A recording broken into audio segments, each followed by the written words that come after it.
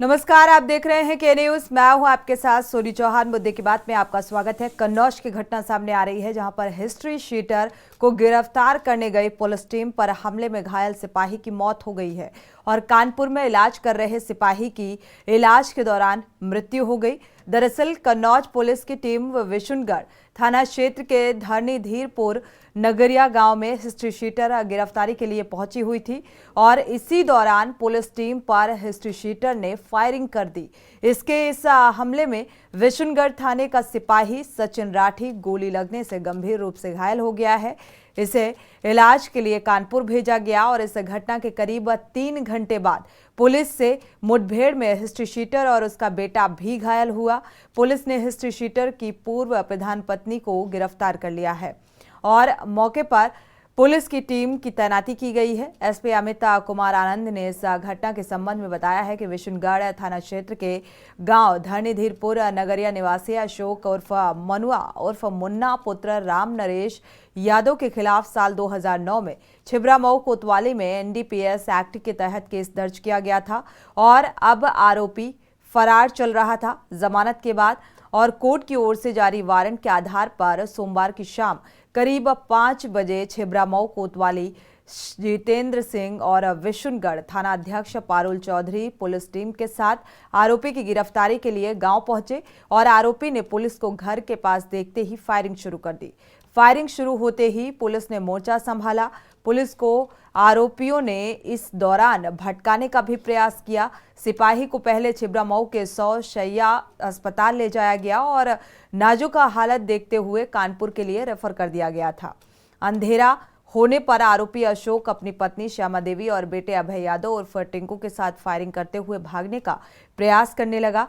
घर से 20 मीटर की दूरी पर पुलिस टीम ने एनकाउंटर के बाद तीनों को पकड़ लिया है। जवाबी फायरिंग में हिस्ट्री शीटर अशोक उर्फ मुनुआ और उसके जो बेटे हैं टिंकू के पैर में गोली लगी। इस मुठभेड़ के दौरान घायल अवस्था में दोनों को छिबरामऊ अस्पताल में भर्ती कराया गया और दोनों को प्राथमिक उपचार के बाद गंभीर स्थिति में राजकीय मेडिकल कॉलेज तिरवा रेफर कर दिया गया है।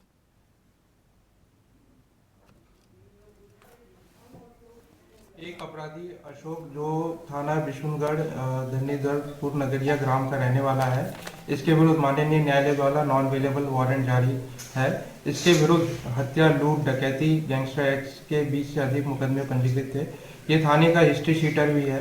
आज थाना छिबरामऊ और विशुनगढ़ थाने पुलिस की संयुक्त टीम इसकी गिरफ्तारी हेतु सूचना पर इसके घर पर गई थी।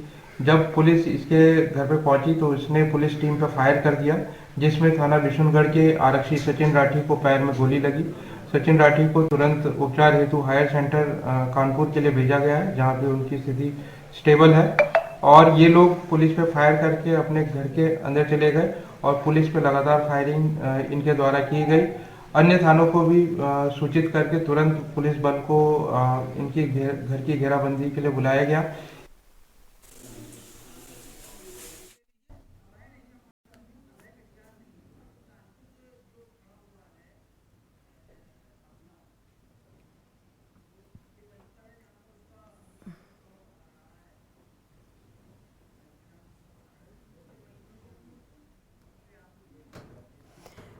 तो हिस्ट्री शीटर की गिरफ्तारी और फायरिंग और इसके बाद घायल सिपाही की इलाज के दौरान मौत हो जाती है। हमारे साथ क्योंकि गंभीर हालत को देखते हुए कानपुर रेफर किया गया था, जहां पर इलाज के दौरान डॉक्टरों ने मृत घोषित कर दिया। हमारे संवाददाता कानपुर से अभिनव शुक्ला जुड़े हुए हैं। एक बार रुख कर लेते हैं अभिनव का। अभिनव, फिलहाल आप वहीं पर मौजूद हैं, क्या कुछ मौजूदा हालात नजर आ रहे हैं?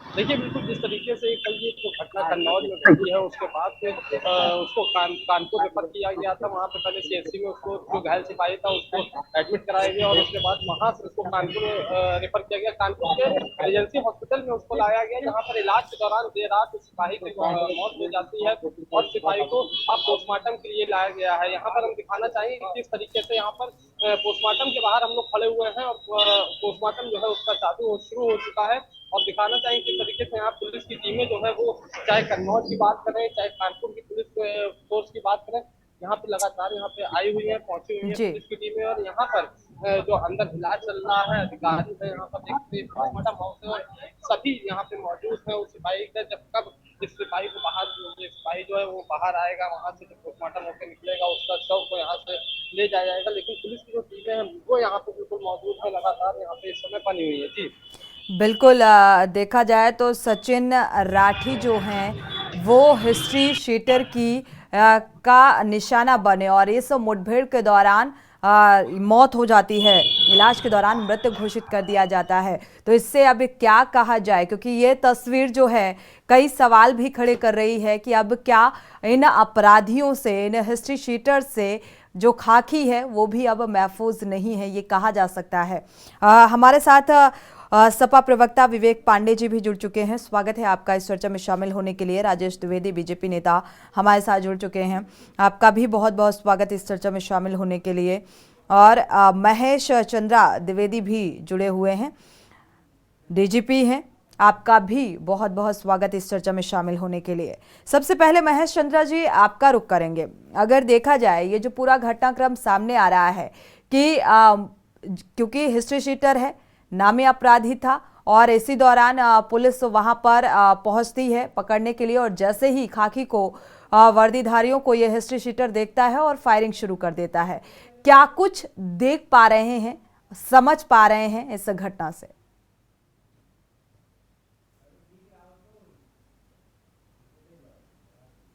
अनम्यूट करिएगा महेश जी, क्या आप सुन पा रहे हैं? अनम्यूट कर लीजिएगा, आपकी आवाज नहीं मिल पा रही है।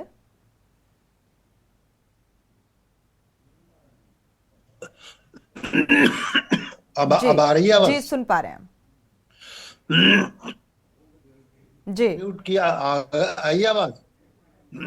जी जी महेश जी, आपकी आवाज बहुत स्पष्ट नहीं आई, लेकिन जी जी महेश जी, हम कुछ मैंने सुना था। हमारा सवाल यही था कि ये जो घटना सामने आ रही है ये एक चुनौती है खाकी के लिए भी। क्या कुछ देख पा रहे हैं, क्या कुछ समझ पा रहे हैं? जी सर्वप्रथम तो मुझे बहुत दुख है कि एक ड्यूटी के दौरान एक सिपाही की मृत्यु हो गई। मैं उसके परिवार के प्रति अपनी संवेदना प्रकट करता हूँ।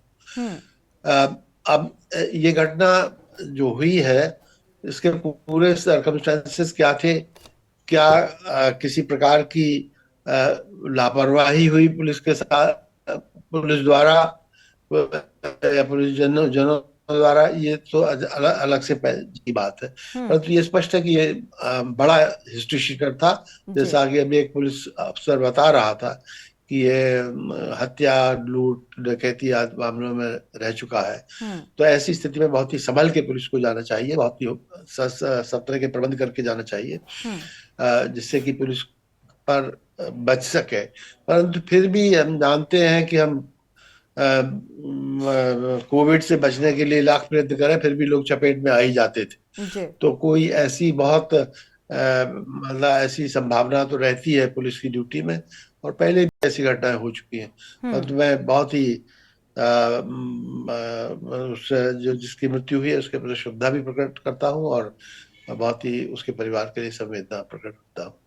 जी ठीक है, हमारे साथ सपा प्रवक्ता भी जुड़े हुए हैं। विवेक पांडे जी आपका रुख करेंगे, क्योंकि ये घटना सामने आ रही है, हिस्ट्री शीटर है, मुठभेड़ के दौरान जैसे ही देखता है कि हाँ ये मुठभेड़ के लिए प्रशासनिक अमला आ रहा है तो ये फायरिंग शुरू कर देता है।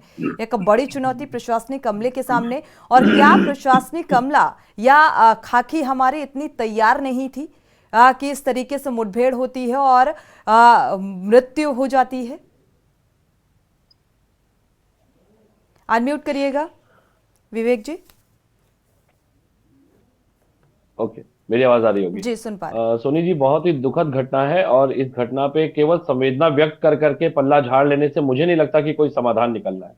अभी कुछ दिन पहले ही पूर्व में मैंने गृह विभाग को एक आरटीआई प्रेषित की, जिसमें मैंने पुलिस विभाग में हो रही आत्महत्याओं पे और सड़क दुर्घटनाओं से जुड़े आंकड़ों की मांग की थी कि किस जिलेवार सिलसिले में कौन सा पुलिसकर्मी कहां कहां आत्महत्या कर रहा है। आप यकीन नहीं मानेंगी, उस आरटीआई का जो जवाब आया कि मुख्यालय के पास ऐसी कोई सूचना ही उपलब्ध नहीं है। मतलब कितना हास्यप्रद है कि अपने ही मरते हुए जवानों के प्रति पुलिस विभाग कितना संवेदनहीन है कि बिल्कुल। डीजीपी मुख्यालय ये लिख करके देता है कि उनके पास कोई आंकड़े नहीं।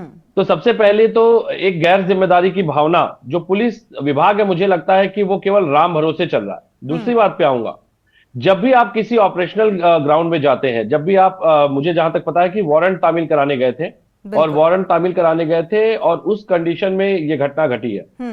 लेकिन मेरा मानना है कि जब भी आप किसी कुख्यात माफिया, गैंगस्टर या अपराधियों का इस तरह से फील्ड ऑपरेशन करने जाते हैं, तो सबसे पहले तो ये देखना जरूरी है कि क्या आपने लाइफ जैकेट पहन रखी थी, बिल्कुल। क्या सुरक्षा के जो मानक उपकरण पुलिस कर्मियों के लिए आवश्यक है, क्या वो उपलब्ध कराए जा रहे हैं, क्या अत्याधुनिक वेपन्स आपके पास थे उस समय, कि केवल वही एक वारंट पकड़ा दिया और भेज दिया कि क्या करके तामील करा देना है। मुझे लगता है कि ये बहुत ही दुखद स्थिति है, और इस दुखद स्थिति से निकलने के लिए बहुत जरूरी है सुधार करना। दूसरी बात पे जो सबसे महत्वपूर्ण बात है, जी, जो सबसे महत्वपूर्ण बात है, मैं हमेशा कहता हूं कि उत्तर प्रदेश की अधिकतर ऑपरेशंस की बात अगर आप करेंगी, जैसे बिकरू कांड में हुआ, बिकरू कांड में भी जिस तरह से पुलिस कर्मियों को घेर के माना गया, उसी तरह कई ऐसी घटनाएं उत्तर प्रदेश में हो चुकी हैं जहां दरोगाओं से हथियार छीनने से लेकर के दरोगाओं को गोली मार दी गई। उसका कारण ये होता है कि आप भौगोलिक परिस्थितियों से वाकिफ नहीं होते हैं। खास करके ये जो उत्तर प्रदेश के ऊपर बॉर्डर स्कीम थोपी गई है, जहां पे आप मेरठ के बच्चे को इलाहाबाद पोस्टेड कर दे रहे हैं, इलाहाबाद के बच्चे को गाजियाबाद भेज दे रहे हैं। अब पुलिस विभाग एक ऐसा विभाग है जहां पे कि ड्यूटी ज्वाइन करने के समय से ही आपको प्रदर्शन करना होता है अपने उत्कृष्ट सेवा का। बिल्कुल। लेकिन सबसे बड़ी बात यह, जब आप वहां के क्षेत्रीय भौगोलिक समीकरण से वाकिफ नहीं है, वहां की भाषा शैली से वाकिफ नहीं है, वहां के आपराधिक समीकरण से वाकिफ नहीं है, वहां के राजनीतिक आपराधिक संरक्षण से वाकिफ नहीं है, तो आपके लिए समस्या कहीं ना कहीं चुनौती बनकर के सामने आती है। बहुत बड़ी चुनौती बनकर सामने आ जाती है। और ये एक अहम बिंदु यहाँ पर यह भी उठता है कि एक समाज की सुरक्षा की अहम जिम्मेदारी है, तो क्या कुछ मानक होने चाहिए, किन मानकों के साथ हमें किसी भी अपराधी को पकड़ने के लिए जाना चाहिए। ये तमाम ऐसी चीजें हैं जो मायने रखती हैं और बेहद महत्वपूर्ण है। आखिर क्यों प्रशासनिक अमला इन बातों का ख्याल नहीं रखता? क्या शासन स्तर पर वो व्यवस्थाएं प्रोवाइड नहीं की जाती, और अगर की जाती हैं तो फिर उनका इस्तेमाल क्यों नहीं किया जाता? जी विवेक जी, मैं अपनी बात पूरी कर लूं। तो यहाँ पे चूंकि बॉर्डर स्कीम होने की वजह से कई बार इस तरह की जो ग्राउंड ऑपरेशन में पुलिस कर्मियों को समस्याएं आती हैं, उसका खामियाजा ये पुलिस कर्मी और उनके परिवारों को ही भुगतना पड़ता है। अगर पुलिस कर्मियों को वहां की भौगोलिक परिस्थिति से वो वाकिफ होते, तो मुझे लगता है इस तरह से 4 घंटे की मशक्कत नहीं लगती उन अपराधियों को पकड़ने में। और उल्टी फायरिंग सामने से अगर आ गई, इसका मतलब था कि वो पहले से तैयार थे, और एलआईयू डिपार्टमेंट को, खुफिया विभाग जो पुलिस का है, उसको पता होना चाहिए था कि वो किस स्तर का अपराधी है। मुझे लगता है कि अभी पुलिस 2023 में योगी सरकार ने एक लिस्ट जारी की जिसमें 50,000 से 2.5 लाख तक के इनामी अपराधियों की लिस्ट जारी होती है। मुझे लगता है कि इन अपराधियों को जेल में बिठाकर दामाद की तरह पोषित करने की आवश्यकता क्या है? फास्ट ट्रैक कोर्ट में लाने के बाद इनके ऊपर तत्काल, इनके ऊपर मुझे लगता है कि चार्जेस फ्रेम करके इनका कन्विक्शन होना चाहिए। लेकिन जेलों में 1,10,000 से अधिक जो निरुद्ध कैदी हैं, उनमें आधे से ज्यादा ऐसे हैं जिनके ट्रायल तक कंप्लीट नहीं है, जिनके ऊपर अभी उनके आरोप साबित तक नहीं हुए। उत्तर प्रदेश में 64 डिस्ट्रिक्ट जेल और 5 सेंट्रल जेल है, और उसके बाद जिस तरह से अपराधियों को वहां पे रखा गया है, मुझे लगता है ये स्थिति बड़ी दुर्भाग्यपूर्ण है। उत्तर प्रदेश वास्तव में एक अनाथ और असहाय की तरह है, क्योंकि जिस उत्तर प्रदेश पुलिस को डीजीपी तक प्राप्त नहीं है, डीजीपी तक की स्थायी डीजीपी नहीं नियुक्त किया गया है, वहां पे राम भरोसे ही चल रहा है। ये बात सोचने वाली है कि ग्राउंड ऑपरेशन जब वो पुलिसकर्मी करने गए तो क्या उन्होंने लाइफ जैकेट पहन रखी थी? क्या उनके पास अत्याधुनिक वेपन्स थे? क्या उनके पास ये महत्वपूर्ण है, ये मानक है जो जिनको लेकर ये सवाल उठाना जायज भी है। हालांकि पूर्व डीजीपी हमारे साथ जुड़े हुए हैं। विवेक जी, आपका वापस से रुक करेंगे क्योंकि ये बेहद महत्वपूर्ण बिंदु है। हमारे साथ कन्नौज से हमारे संवाददाता भी जुड़ चुके हैं जहां से ये घटना सामने आ रही है। अभय कटियार का रुख कर लेते हैं। अभय, अगर देखा जाए ये जो घटना मुठभेड़ के दौरान घटित हुई, क्या वाकई सुरक्षा के मानक नहीं थे यहाँ पर? क्या वाकई जो एलआईयू है उसको इस बात का अंदाजा नहीं था कि आखिर क्या अपराध, इसका जो बैकग्राउंड है या किस तरीके का ये जघन्य अपराधी है, इसके बारे में और इतनी तैयारी के साथ यहाँ पर जाना चाहिए था, जो कि कहीं ना कहीं चूक हुई? अभय, आप सुन पा रहे हैं? अनम्यूट करिएगा।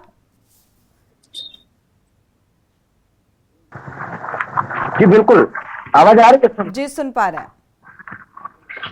जी।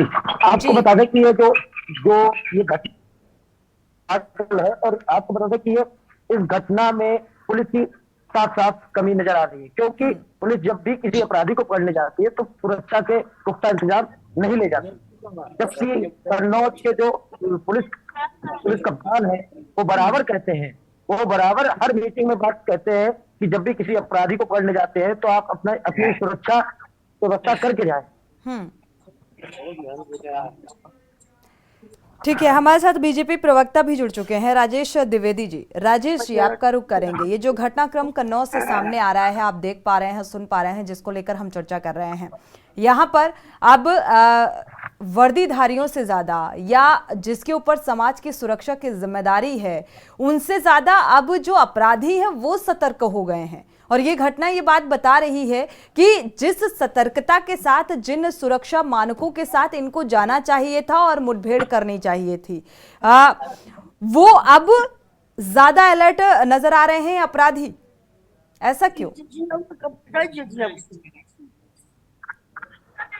राजेश जी। राजेश, सादर प्रणाम। डिबेट में बैठे हुए सभी परिवार को मैं सादर प्रणाम करता हूं।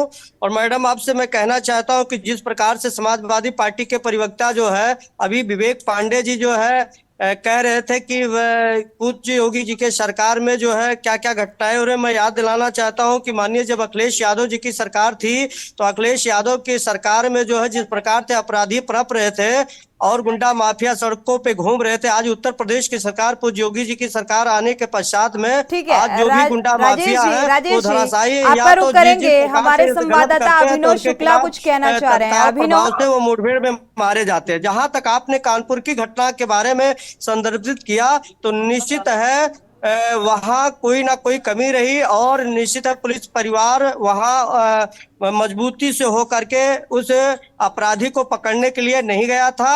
यदि ऐसी घटना हुआ तो निश्चित है उसके खिलाफ कड़ी से कड़ी कार्रवाई कराई जाएगी और योगी जी की सरकार है, इसमें कोई बख्शा नहीं जाएगा। ठीक है, योगी जी की सरकार है, इसमें कोई बख्शा नहीं जाएगा। लेकिन क्या आपको लगता है कि अभी भी जो मानक उपलब्ध कराए जाते हैं, और अगर उपलब्ध कराए जाते हैं, विवेक जी आते हैं, आप इस बात का जवाब दीजिएगा, और उसके बावजूद भी इतने लापरवाही भरे अंदाज में जाना और अब एक सिपाही की मौत हो गई है इस पूरे घटनाक्रम में, इसकी जिम्मेदारी? राजेश, ठीक है मैडम, मैंने कहा है कि उस पीड़ित परिवार के साथ में पूरी उत्तर प्रदेश की सरकार है, पूज्य योगी जी की सरकार है और निश्चित है उस पीड़ित परिवार को न्याय मिलेगा। अपराधी जो भी परिवार है वो बख्शा नहीं जाएगा।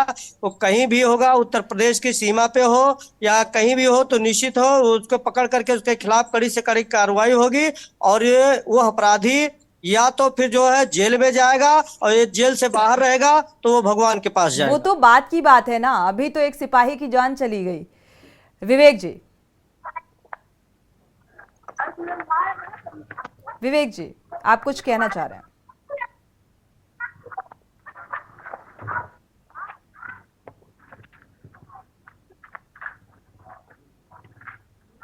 अनम्यूट करिएगा विवेक जी, आप क्या सुन पा रहे हैं? हाँ जी, सवाल एक बार दोबारा रिपीट कीजिएगा। जी, आप कुछ कहना चाह रहे थे, आप जवाब देना चाह रहे थे राजेश जी की बात का। Soni ji, this is the problem actually कि इनको टेक्निकल पॉइंट की कोई समझ ही नहीं है। सुधार की कोई बात नहीं करेंगे। अभी आपने योगी पुराण पर योगी चालीसा सुन ली, सुधार की छवि, सुधार के कुछ प्रोपोगेंडा सुन लिए। अखिलेश यादव जी के बारे में चालीसा सुनाएंगे विवेक पांडे जी। मौजूदा हालात पे चर्चा करें राजेश जी। बात आ जाए, मेरी बात हम आ जाए, आज की घटना पर चर्चा करें, हमें पूर्व में नहीं जाना है किसकी सरकार थी और क्या हुआ, बीत गया। सदन में बोला राजेश जी, को मिट्टी में मिला देंगे। अखिलेश यादव जी समर्थन हम मौजूदा हालात की चर्चा कर रहे हैं। जो घटना सामने आई कल रात को घटित हुई उस पर बात कर रहे हैं। विवेक जी अपनी बात को पूरा करें। ठीक है राजेश जी, वापस लौटते हैं। 114 दागी विधायक सांसद आपके अपराधी सदन का हिस्सा थे और एक बलात्कारी अभी आपका गया है विधायक जेल। चुप रहिए, बात सुनिए, पहले बात सुनिए। कितने अपराधियों को टिकट दिया? 114 दागी विधायक सांसद आपके सदन का हिस्सा थे।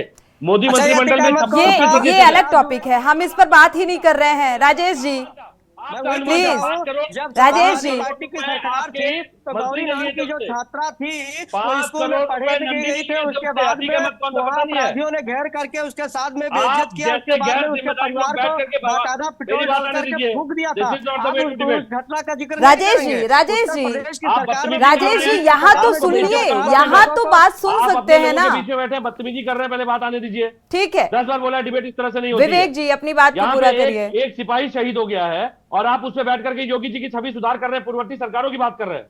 मैंने यहाँ पे ये पूछा है कि उत्तर प्रदेश में बॉर्डर स्कीम क्यों नहीं हटाई जा रही है। अभी आपके उत्तर प्रदेश के पुलिस मुख्यालय ने एक आंकड़ा प्रस्तुत किया। क्या इन अधिकारियों को इतनी अकल नहीं है कि जो मृतक आश्रित कोटे में लोगों की भर्ती हुई है उसी में से आत्महत्याओं का आंकड़ा निकाल के दे देते। आप लोग केवल और केवल संस्थाओं के आंकड़ों को छुपा करके अपनी वाहवाही लूटना चाहते हैं।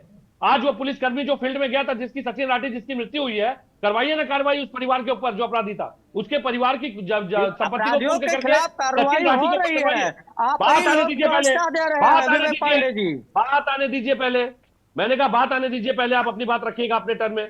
मैंने कहा कि सचिन राठी के साथ जो उसके परिवार के साथ हुआ है, उन अपराधियों की संपत्ति को कुर्क करके उसके सचिन राठी के परिवार को दीजिए। बड़ी सचिन राठी के सख्त से परिवार सख्त में कार्रवाई तत्काल होगी। मेरी बात आ जाए, मृतक आश्रित कोटे में तत्काल उसके परिवार को नौकरी दीजिए। लेकिन क्या सिपाही इसी तरह से मरता रहेगा? मैं हमेशा कहता हूं कि सिपाहियों के लिए जोखिम भत्ते, जो ग्राउंड फील्ड के बिल्कुल, लोग बिल्कुल। हैं, जो ग्राउंड पोस्टिंग में है, उनको एक जोखिम भत्ता उनके लिए जारी करिए। क्योंकि इस तरह के जोखिम, कई बार वो घायल हो जाते हैं, चोटिल हो जाते हैं, तो उसमें उनको जोखिम भत्ता मिलना चाहिए। वो अपनी जान को दांव पे लगा रहे हैं। और मैं हमेशा कहता हूं उत्तर प्रदेश की बॉर्डर स्कीम को हटाइए। उत्तर प्रदेश की बॉर्डर स्कीम को आपको लागू करना है तो दंडात्मक स्वरूप में करिए। आप अपने राजनीतिक महत्वाकांक्षाओं को पूरा करने के लिए केवल उत्तर प्रदेश के सिपाहियों की हत्या करवा रहे हैं। मैं बार बार कहता हूं कि आपको सकारात्मक सुझाव जब दिए जाते हैं उसको आप आत्मसात क्यों नहीं करते? बिल्कुल बिल्कुल राजेश जी, प्रावधान आप क्यों नहीं लागू करते? आते हैं विवेक जी। एक बार पूर्व डीजीपी भी हमारे साथ जुड़े हुए हैं, महेश, माफ कीजिएगा, पूर्व डीजीपी का रुख कर लेते हैं महेश जी का। महेश जी, क्या लगता है आपको ये बॉर्डर स्कीम जो है इसको हटा देना चाहिए, जैसा कि विवेक जी इस बात का बार बार जिक्र कर रहे हैं, और वाकई सुरक्षा के मानक जो मुहैया कराए गए हैं, क्या लगता है उतनी तैयारी के साथ उन मानकों के साथ नहीं जाना चाहिए? जब आपको पता है कि ये हिस्ट्री शीटर है, हम इसे पकड़ने के लिए या मुठभेड़ की ऐसी कोई गुंजाइश बनती हुई नजर आ रही है, तो उसके बारे में जानकर, बैकग्राउंड खंगाल कर सुरक्षा मानकों के साथ जाना चाहिए था?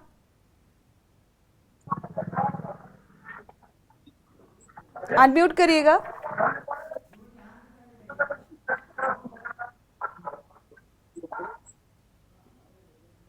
जो आपने पहला प्रश्न उठाया जी कि कहाँ नियुक्ति होनी चाहिए, तो इसमें दो पहलू हैं इसके जी। कि अगर बगल में या नजदीक सिपाही को, पुलिस वाले को नियुक्त कर दे तो उस पर दबाव घर वालों के और रिश्तेदारों के, दोस्तों के इतने ज्यादा पड़ते हैं कि उसको निष्पक्षता से काम करने में कठिनाई होती है। तो जो हमारी कंडीशंस हैं जिनमें हम दबाव में काम करते हैं, जो हमारी जो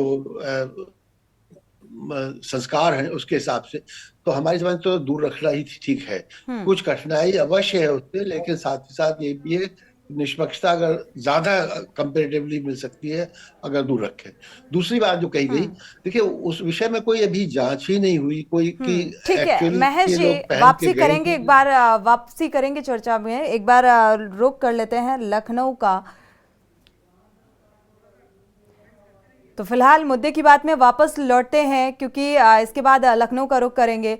आज बाल दिवस का मौका है और इस बीच सीएम योगी आदित्यनाथ क्या कुछ कहेंगे वो आपको सुनाएंगे। फिलहाल जो तस्वीर सामने आ रही है कन्नौज की, ये घटना जिसको लेकर हम बात कर रहे हैं, वाकई अब खाकी महफूज नहीं है। और जो जोखिम भत्ता दिए जाने का जिक्र किया गया, क्या कब तक ऐसे ही हिस्ट्री शीटर और जब भी खाकी वर्दीधारियों के बीच में मुठभेड़ होती है और कब तक ऐसे सिपाहियों की जान जाती रहेगी, इसको लेकर शासन स्तर पर एक उचित राय शुमारी करने की जरूरत है। और ये घटना इस बात को लेकर सवाल उठा रही है, जिक्र किया। इसी के साथ मुद्दे की बात में फिलहाल बस इतना ही। आगे खबरों के लिए आप देखते रहिए के न्यूज़ इंडिया।